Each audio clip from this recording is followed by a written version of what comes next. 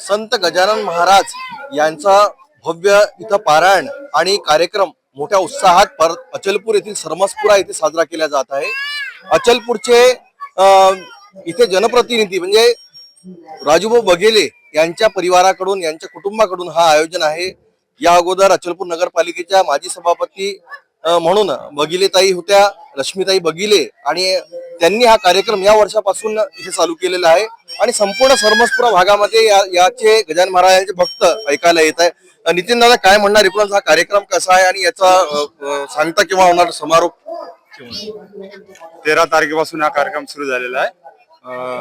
सरमसपुरा बैरागीबेन यादवराव मठ आणि राजूभाऊ बघेले आणि मंगेश बघेले हे आयोजक आहेत आणि 13 पासून 18 पर्यंत हे शिवमहापुराण चालणार इथं। त्यानंतर 19 ला भव्य मिरवणूक निघेल गजानन महाराज मूर्ती प्रतिष्ठापनेची आणि 20 ला याचा समारोप होणार आहे। तर सर्वांनी याच्यात भाग घ्यावा। महाप्रसाद एकूणच हा जो कार्यक्रम आहे याची संकल्पना कुठे ठेवली? सरमसपुरामध्ये गजानन महाराजांचा एक शिवमहापुराण आणि पारायण होणे हे सुद्धा एक म्हणजे नवीन एक कल्पना आली आणि या इथे कुठेतरी भक्तांची गर्दी खूप जास्त दिसते। आता हा बैरागीबेन एरिया म्हटलं तर साईबाबा मंदिर, संतोषी माता मंदिर, संत तुकाराम महाराज मंदिर हे संकल्पना राजूभाऊ बघिले, मंगेश बघिले यांच्या थ्रू झालेली आहे। आणि यादवराव मठ हा खूप पुरातन आहे, मला बरेच वर्षाचा हे आहे इतिहास, जवळपास 150 वर्ष इथं अगोदर नाटक व्हायचं, नाटकाचं इथं परंपरा आहे ती। तर ही कल्पना यांचीच आहे, त्यामुळं हे गजानन महाराज प्रतिष्ठापना असलं पाहिजे, आपले गजानन महाराजचं मंदिर असायला पाहिजे। तर हे राजूभाऊ थ्रू हे झालेलं आहे आणि याचा सर्वांनी लाभ घ्यावा आणि 20 तारखेला महाप्रसाद आहे, सर्वांनी यावे अशी विनंती। काय म्हणणार, काय आवाहन करणार 20 तारखेला? ये तो मैंने कर लिया, मगर मेरे को मेरे नितिन भाई, छोटे भाई, एक वो प्रवीण फेटे, यश भागवत, ये सब लोगों का सहकार्य मिला, इसी वजह से मैं कर सका है, नहीं तो खुद की ताकत नहीं थी मेरी। कुठंतरी असं वाटते गजानन महाराजांचा कुठेतरी एक इथं तुम्हाला कुठं स्वप्न पडलं असतं की बाबा ही तुमच्या हातून घडावी, कारण तुम्ही ज्या प्रकारे या वार्डाचा विकास केला, क्षेत्राचा विकास केला, काय म्हणतात?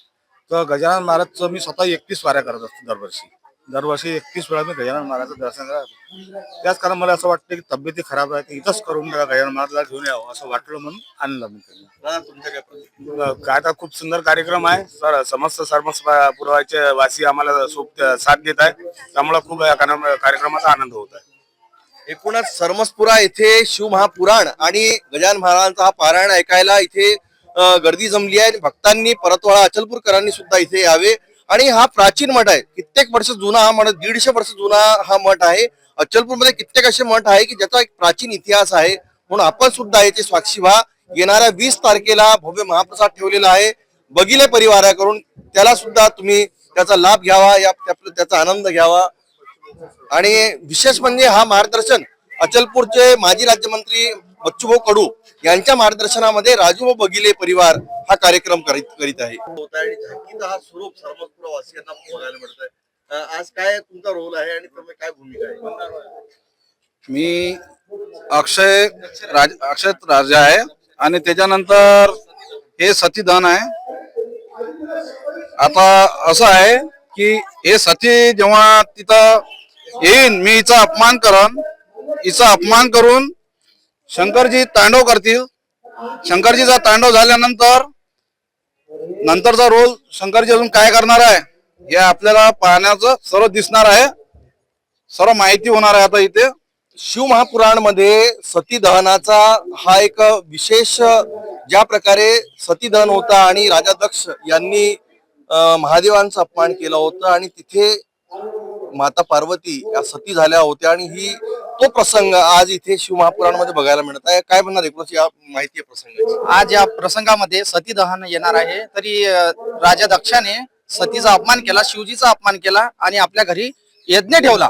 त्याच्यामुळे त्यांनी कुणालाच आमंत्रण दिलं नाही, सतीला आमंत्रण दिलं नाही, महादेवाला आमंत्रण दिलं नाही, मात्र सती हट्ट करून आपल्या वडिलांची इथं यज्ञ करता निघाली। त्यामुळे तिचा तिथं अपमान झाला, दक्षराजाने सतीचा अपमान केला, त्यामुळे सतीने अपमान झाल्यामुळे तिच्या मालकाचा शिवजीचा अपमान झाला, त्याच्यामुळे तिनं यज्ञामध्ये प्रवेश केला आणि आपल्या देहाची आहुती दिली यज्ञामध्ये। त्यानंतर शिवजी तिथं येतात आणि सतीला घेऊन आपले देहाचे तुकडे घेऊन तिथून निघून जातात। तिचे सतीचे देहाचे तुकडे हे 52 तुकडे पडतात, त्याचे हे 52 शक्तीपीठ आपल्या महाराष्ट्रामध्ये तयार होतात। एकूणच 52 शक्तीपीठ संपूर्ण महाराष्ट्रामध्ये तयार झालेले आहे आणि अचलपूरच्या सरमसपुरा या ठिकाणी ज्या प्रकारे मठामध्ये हा कार्यक्रम आयोजित केला, ही परंपरा इथे सुरू झालेली आहे. शिवमहापुराणाचं आज झाकी सोबत इथे आयोजन करण्यात आलंय. या कार्यक्रमाला संपूर्ण सरमसपुरावासी यासाठी मेहनत घेत आहे आणि येणाऱ्या 20 तारखेला महाप्रसादाला सर्वांना उपस्थित राहायचं आहे. मी कॅमेरा पर्सन धीरज सोबत नितेश किल्लेदार, सिटी न्यूज.